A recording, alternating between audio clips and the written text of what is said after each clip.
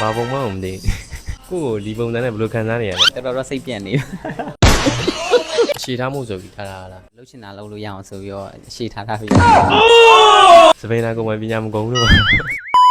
စပင်းဆိုင်နေအများကြီးညက်ပြီးတော့ကိုရွေးချယ်တာတွေကြီးသူတို့ညက်ပြီးရလေကိုတိုင်းကမရွေးချယ်တော့မလိုက်ဖက်ဘူးလို့ခံရရပြန်စားတာစီရောက်လာပါ ဘာကိညက်မြန်လဲညက် ဘေးခွဲပဲများပါဘေးခွဲမှာဒီအရှိထားပြီးနောက်ပိုင်းအနောက်ကိုလှန်တဲ့ပုံစံမျိုး ဒါမညက်တာဘယ်လောက်ကြာဝင်လဲ နှစ်လလောက်ပဲရှိပါသေးတယ် နှစ်လလားတော်တော်ရှိတာပဲရှိမြန်ဟုတ်ညက်ခိုင်းတဲ့လူတွေပါရောရှိတာ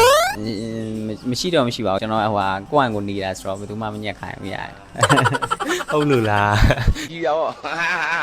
ညက်ချင်တဲ့ပုံတွေပါရောရှိလား အဲ့လိုတွေးထားတာတော့မရှိဘူးဗျ brother လိုက်ဖက်တာလုပ်ပေးနိုင်မယ်လို့ထင်လို့ ဘယ်လိုကီမျိုးမဆို ဘယ်လိုကေမျိုးမဆိုရတယ်ဟိုအရင်လူငယ်ဆန်တာတော့မရဘူး ဘယ်လိုမျိုးနေရတာပိုကြိုက်တယ်အဲ့ဆိုလို့ရှင် ဘေးဒီအရင်မပြောင်းရတယ်ဘေးဒီအရင်ပြောင်းကျွန်တော်နားကားတော့နားကားတာရတာပေါ်လာလို့အပေါ်လဲဟိုအရင်ရှိတာလည်းမဟုတ်အရင်တူတာလည်းမဟုတ်အဲ့လိုအနေတော်လေးဆိုရတယ်ထောင်ရင်လည်းရတယ်လဲရင်လည်းရတယ် လူကြီးဆန်ဆန်လား အရင်လည်းလူကြီးမဆန်ဘူး ကိုကအသက် 31 31လူငယ်လည်းမဆန်ရင်လူကြီးလည်းမဆန်ရင် Okay ပါ ဟုတ်တယ် bro ဘေးပါလိုက်ရင်တော့ရွက်လည်းကားတယ်နောက်ပြီးလို့ရှိရင်မျက်နှာလည်းသေးတော့လေဘေးရန်ကားလိုက်ရင်တိတိလေးပဲကြံခဲ့မှာအဲ့တော့ဘေးကိုတော့ကျွန်တော်အထူထူးတော့နည်းနည်းထားပေးရမယ်အပေါ်လဲတူမယ်အဲ့မဲ့ပေါ်တော့ရှိပါတယ်